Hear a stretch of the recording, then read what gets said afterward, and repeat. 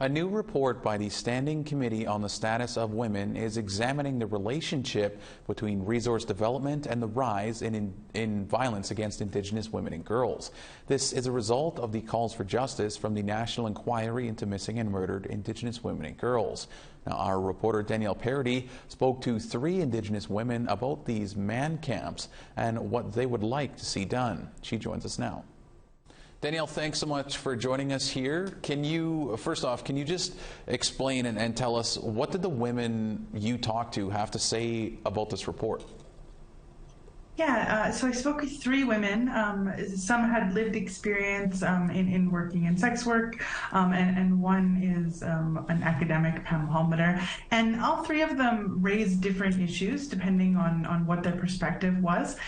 One of the things that Pam Palmater talked about was that she really liked that the report linked the way that contamination of land and waterways affected Indigenous life, including family life, and that had a negative impact on Indigenous livelihoods and things like food security and social and cultural structure.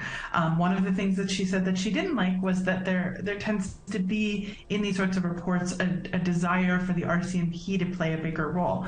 And Pam Palmater thought it was very important that we remember the role that the RCMP have often played in Indigenous communities, especially issues of racism or even sexual violence against Indigenous women.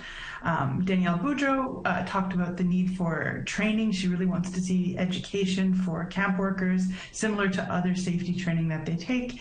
And Naomi Sayers is a lawyer, talked a lot about how it's not a surprise when we have these communities that are full of transient workers and are in and out of a community and have no community accountability, that we see instances of violence or social disorder rise.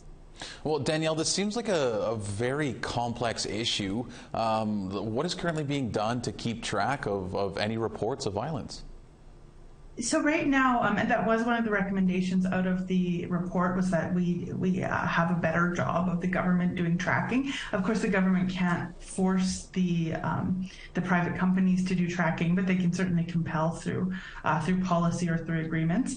And so Naomi Sayers spoke about Manitoba Hydro and a project that they have been tracking since about 2012. Any claims of harassment, both internally and then any claims externally as well, and that they report those out. So everyone felt that there was need to measure these sorts of things and know what's going on, so we can track if it's going up or if it's going down. But it did take us a while even to get to the point where everybody acknowledges that there is a link between violence against Indigenous women and girls and resource extraction. Well, you've already said a lot about this, Danielle, but what else maybe should our audience know about this issue? Yeah, one of the other recommendations in the report goes back to the United Nations Declaration of Rights for Indigenous People, or UNDRIP.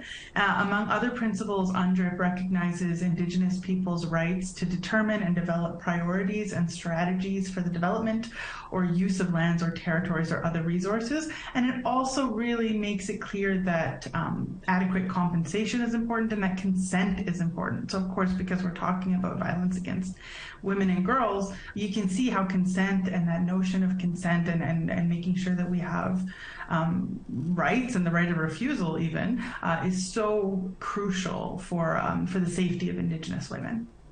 Well, Danielle, it's certainly a lot of information, but we really appreciate you coming on and breaking a bit of it down for us. Thanks, Daryl.